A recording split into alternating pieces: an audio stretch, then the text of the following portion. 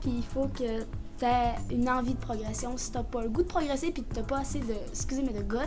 Puis je dis que ça prend beaucoup de démarches aussi, il faut se préparer. Qu'est-ce qui est plus difficile quand on démarre une entreprise? Se faire à l'idée et de revenir sur terre.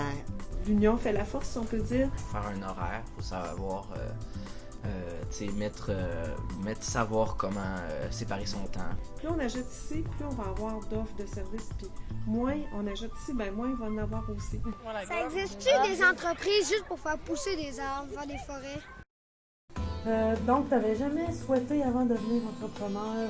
J'ai toujours travaillé pour un propriétaire de salon, mais jamais moi en tant que propriétaire. Ça fait combien de temps que tu es à Fermont? Ça fait 4 ans. OK. Puis ben là, au départ, je voulais avoir mes enfants collés. J'ai fait un boom famille, puis là, ben... Est-ce que tu as fait un plan d'affaires? Oui, j'ai trouvé que c'était pas évident quand même. Tu vas chercher, c'est un gros paquet de feuilles, puis t'as quand même beaucoup de questions. J'ai trouvé ça pas évident, mais je m'en ai quand même bien sortie. Jacinthe aussi qui m'a aidé à faire mon plan d'affaires sur 3 ans, là, sur mon bilan. Ouais. Ça t'a-tu fait réfléchir à des choses que tu n'aurais pas pensé du tout? Ou... non, je me doutais pas mal que c'était comme ça. Étant donné que tu avais de l'expérience dans le domaine. Oui, c'est ça, les commandes, puis tout ça, j'avais touché un peu à tout, même la comptabilité. J'ai trouvé ça difficile de partir parce que j'avais quand même une clientèle de 50. Est-ce que tu penses que c'est plus facile ou plus difficile de mettre un projet sur pied ici, là, un projet d'entreprise sur pied à Fermont? Peut-être plus difficile, vu que c'est plus petit. Tu sais, la compétition est toujours là. C'est sûr qu'il y en a partout, mais peut-être dans des villes un peu plus grandes, apparaît moins. Bien, c'est sûr que si tu regardes ça, il faut que tu te mettes à jour toujours. Il y a toujours des nouveaux produits, des nouvelles machines. Comme là, il y a le laser. Les gens ils en parlent beaucoup. Conseil à donner pour se partir en affaires, ben, c'est de pas lâcher, hein, parce que juste en voyant le plan d'affaires, c'est assez pour te décourager quelqu'un. Du coup, tu as commencé, puis que non, ça va super bien. Tu vois toujours les mêmes gens, tu sais, après 5 ans, tu t'attaches, là, finalement. Mais non, ça va être bien de repartir avec des nouvelles bases. Qu'est-ce qui a été le plus difficile dans ton démarrage d'entreprise? Bien, c'est sûr que côté, comme je te dis, le plan d'affaires, j'ai pas trouvé ça évident. Mais ensuite, un coup que ça s'est enchaîné, ça va tout seul. Oui. Puis là, pour toi, l'avantage d'être chez toi, c'est que tu payes pas vraiment de loyer. J'ai pas de loyer. J'ai pas de loyer à payer. À Fermont, c'est la population s'en vient de plus en plus jeune, consomme de plus en plus ces soins-là. Sauf que encore là, ici, c'est difficile de se faire assurer juste pour l'électrolyse. J'ai eu de la misère à me trouver un assurant. Je pourrais te parler de ta relève, là, mais je pense pas que tu aies déjà pensé à ça. Non, c'est pas. Elle est loin un peu. Hein? T'as-tu une petite fille? Oui, j'ai une petite fille. Ouais. Est-ce que tu avais déjà pensé que tu aurais une entreprise un jour? Non. Non? Non. Comment c'est arrivé? Pourquoi t'as ça, là? Mon plus vieux partait pour les études extérieures. Et je me rendais compte que c'était un superbe de grand ville. Oui, hein, c'est mes soleils. C'est vraiment mes rayons de soleil. Oui. Ça serait quoi les qualités que ça prend pour partir? La bonne humeur. Ouais. Oui, tu peux le prendre, mon amour. Toi, je sais que tu es capable de le prendre.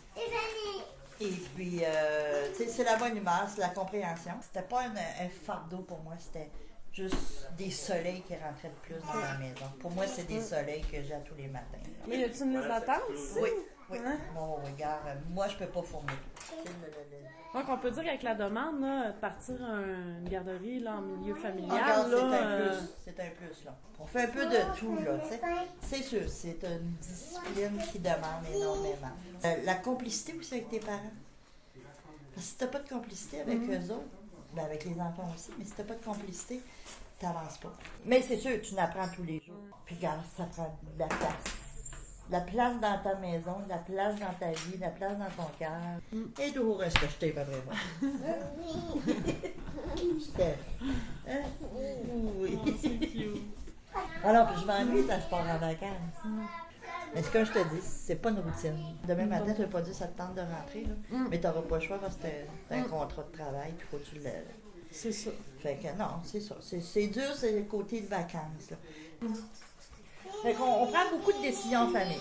Mais c'est ma famille adoptive. Puis, regarde, on prend beaucoup de décisions là-dessus. Fait que c'est ça. C'est comme ça se passe. Puis comment ça marche avec le bureau coordonnateur, le soutien qu'il apporte, tout ça? Tant qu'on a besoin, ils sont là. OK. Puis au démarrage, j'imagine qu'ils doivent être peut-être plus présents, là, je sais Oui, pas. oui. Regarde, avec le temps, c'est sûr que moi, là, c'est vraiment juste sur appel. Ils viennent faire les inspections qui sont régies OK. par le gouvernement.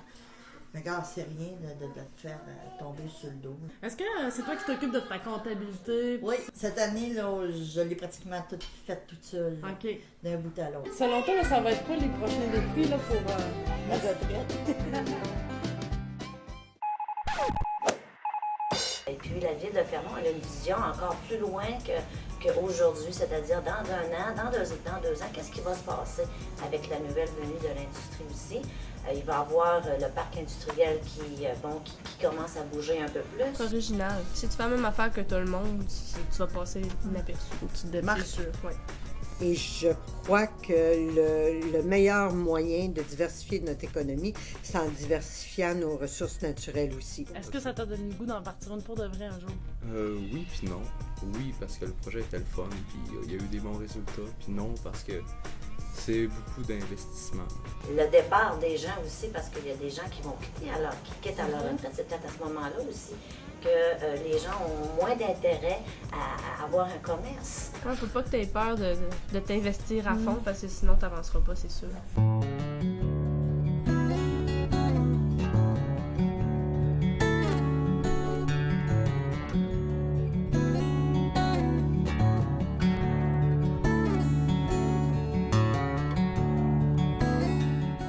J'ai rencontré du monde dans la prospection. Je me suis fait des amis. Il y a des gens qui ont eu besoin de mes services. Je les ai loués des prospecteurs. Je les ai loués des canaux, des moteurs, puis tout ça.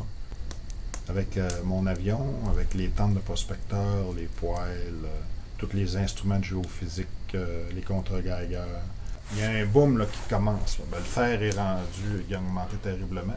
Puis nous autres, on le fait avec des moyens de bord limités. Hein. Ça fait que c'est encore dans des tentes de prospecteurs. Puis des fois, on couche encore dans des lits de branches, là, ça fait. C'est chaud, ça, une tente de prospecteur? Ouais. Ça n'a pas l'air. Ouais, c'est chaud. Ben, il y a un poêle à bois. OK. Alors, plusieurs voyages. Puis au cours d'un mois, il faut que tu descendes souvent pour t'alimenter en essence, en nourriture. Fait que l'avion est très pratique. Oui, l'avion est très pratique. Si on veut découvrir des mines, des nouvelles mines, ben, ça prend des prospecteurs. Ben, pour stimuler ces prospecteurs-là, parce que ça coûte très, très cher faire ça. Là. Puis sans subvention, c'est impossible. Où est-ce qu'ils prennent ces subventions-là, les prospecteurs? Fait que- Ça a été coupé, je pense. Oui, ça a été coupé. À partir du moment que ça a été coupé, là, il y a bien des projets qui ne se sont pas faits à cause de ça. C'est sûr que ça prend des qualités spéciales. C'est pas tout le monde qui est capable de faire ça. Là. C'est pas tout le monde qui est intéressé à coucher dans des tentes. Mais là, pour l'instant, je travaille encore. Ça fait que c'est quand même limité à mes journées de congé. Mais est-ce qu'il y a une bonne demande ou... Non, mais c'est quand même... je peux pas faire beaucoup de publicité, puis je peux pas m'embarquer là-dedans à grande échelle, OK. parce que j'ai pas le temps de le faire à grande échelle. Tant que je vais travailler, ben, je pourrais pas faire ça en plein temps. Est-ce que vous pensez que c'est plus dur d'entreprendre à Fermont que d'entreprendre ailleurs au Québec? Ben, dans le domaine de la prospection minière, je pense que c'est plus facile à Fermont parce que le potentiel est énorme. Qu'est-ce que vous pensez là, des défis là, qui nous attendent? Il y a beaucoup plus de mouvements de prospection minière qui se fait aujourd'hui qu'il s'en faisait peut-être il y a 5 ans passés seulement. Je pense qu'il faut avoir de l'ambition. Puis il faut qu'il y ait un bon timing qui se présente aussi. Moi, ce qui m'a fait que j'ai parti mon entreprise, c'est que j'aimais la prospection minière. C'était une passion. J'aimais l'aviation, j'aimais être dans le bois. Ben, c'est très intéressant. Merci beaucoup. Merci, ça fait plaisir. Je fais un cadeau.